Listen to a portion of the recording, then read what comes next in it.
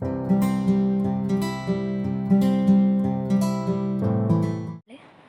मैं आपके सामने पंडिता रमाबाई, जो कि एक सोशल एक्टिविस्ट हैं, उनके विषय में कुछ थ्योरीज़ हैं, कुछ बातें हैं जो हम डिस्कस करेंगे।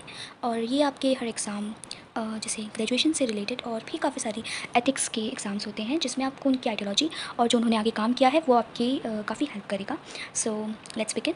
सबसे पहले हम पंडिता रमाबाई जो हैं, उनकी पितृसत्ता को लेकर क्या उनकी बातें हैं वो हम पढ़ते हैं।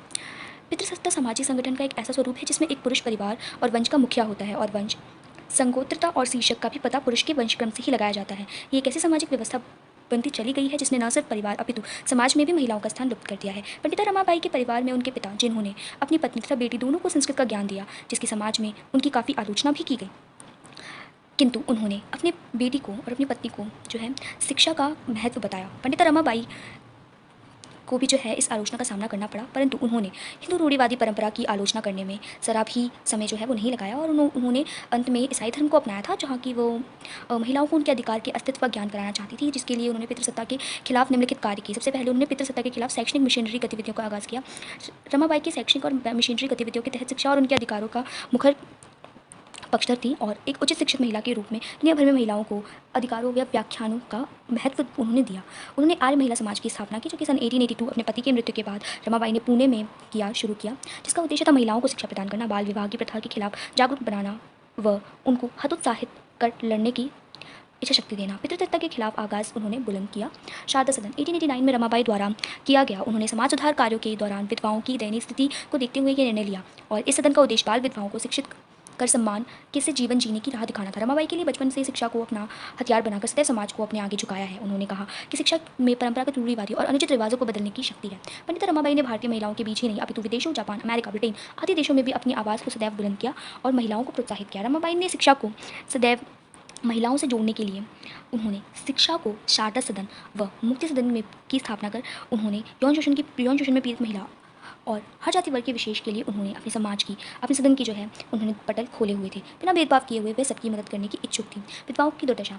रमाबाई के द्वारा the high cast Hindu women में उच्च जाति की बाल विधवाओं की सहायता के लिए उभर रही उनकी प्रतिबद्धता को स्पष्ट रूप से देखा जा सकता है। पंडिता रमाबाई ने विधवा जो कि स्वयं अपनी इच्छाओं से बनी नहीं, किंतु फिर भी कुछ परंपराओं की खातिर उन्हें दोषी मानकर उन पर जुल्म किया जाता है, ऐसे समाज को काला दर्जा दिया गया है।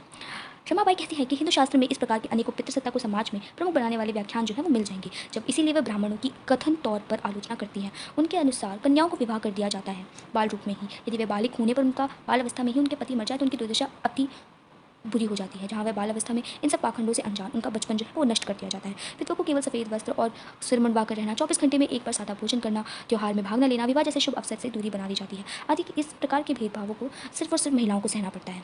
विधवाओं की दुर्दशा को लेकर रमाबाई के विचारों को हम पहले ही पढ़ चुके हैं। उन्होंने आगे चलकर उनकी इस स्थिति के कारण जो विधवा होती हैं, महिलाएं होती हैं, उनके शारीरिक मानसिक तनाव जो है वो बढ़ता चला जाता है। पंडिता रमाबाई ने स्वयं भी इस तरह के भेदभाव को झेला है, स्वयं का समाज में अपना अस्तित्व से रूबरू भी कराया और सदैव ही हिंदू रीति रिवाजों का खंडन किया। वर्ण जाति व्यवस्था का भी उन्होंने खंडन किया। रमाबाई ने सदैव ही वर्ण जाति व्यवस्था को भारत में पितृसत्ता की जड़ माना है। ब्राह्मण, क्षत्रिय, वैश्य, शूद्र के अनुसार चारों वर्गों में केवल पुरुषों के कार्य और कर्तव्यों की व्याख्या की गई है। महिलाओं को समाज में इन सभी वर्गों की सेवा के लिए मंडित किया गया है। हिंदुओं के वेदों पुराणों में ब्राह्मणों में महिलाओं की शिक्षा भी वर्जित की गई है। सदैव पुरुषों को परिवार व राज्य का प्रधान बताया गया है, और रमाबाई ने इस प्रकार की रूढ़िवादी आडंबरों के खिलाफ जागरूकता व समानता का सिद्धांत का प्रचार किया। उनकी इसीलिए उन्होंने सदैव ही महिलाओं के लिए शैक्षिक और धार्मिक सक्रियता के मध्य पितृसत्ता की सीमाओं को लांघा और पुरुषोत्तर समाज, प्रधान समाज से जीत के लिए उन्हें प्रोत्साहित किया। द जनरल एजुकेशन कमीशन, जिसे भारत में शिक्षा पर ध्यान देना था, वह रमाबाई ने आयोग का सुझाव देने से पहले सबूत दिया और शिक्षकों को उनकी नौकरी के लिए प्रशिक्षित किया जाना चाहिए, इसकी मांग उठाई, जिसमें अधिकतर महिलाओं को नियुक्त की जाने की उनकी प्रमुख मांग थी। और महिलाओं के लिए कुछ उपचारों के लिए आयोजित चिकित्सा आदि में भी महिलाओं को उन्होंने आरक्षण की बात की थी, और उनकी मांग जो है रानी विक्टोरिया तक पहुंची, और विश्व भर में अनेकों महिलाओं ने भी डॉक्टरी जैसी महान उपाधि को जो है उन तक पहुँच पाया, जिसमें हमारे भारत की सर्वप्रथम डॉक्टर आनंदीबाई पटेल भी थी, जो कि डॉक्टर बनकर उन्होंने भारत का जो है वो मान बढ़ाया था। निष्कर्ष में हम यही पहुंचते हैं कि पंडिता रमाबाई वास्तव में पहली नारीवादी विचारक के रूप में हमने उन्हें देखा है, जिन्होंने भारत में, न सिर्फ भारत बल्कि पूरे विश्व में नारियों का जो दर्जा है, महिलाओं को जो दर्जा है जो मिलना चाहिए, उसके खिलाफ उन्होंने बिना किसी भय से आवाज़ उठाई है, और जिन्होंने अपना पूरा जीवन काल जो है समाज सेवा में बिता दिया। वे पितृसत्ता के पितृसत्ता की जो है उन्होंने आज़ादी में अपना पूरा जीवन काल लगाया है और उनकी शिक्षा के प्रति कार्यों का उदाहरण आज तक समाज में उचित मार्गदर्शन प्रदान करता है। और उन्होंने पितृसत्ता का विरोध व आलोचना के साथ साथ पितृसत्ता को अपनी काबिलियत के आगे झुकाने की हिम्मत दिखाई है। तो ये कुछ पॉइंट्स थे जो कि मैंने आपके सामने डिस्कस किया। आई होप आपको ये वीडियो पसंद आई होगी, और अगर आपको मेरा कंटेंट अच्छा लगता है तो मेरी और भी वीडियोज़ हैं जो मैंने बनाई है, आप उसको भी देख सकते हैं। मैं डिस्क्रिप्शन में वीडियोज़ का लिंक डाल दूँगी, और आपकी सहूलियत के लिए मैं जो है इस आंसर का PDF जो है वो उसका लिंक भी अपने डिस्क्रिप्शन बॉक्स में डाल दूँगी, सो आप PDF जाके चेक कर लीजिएगा।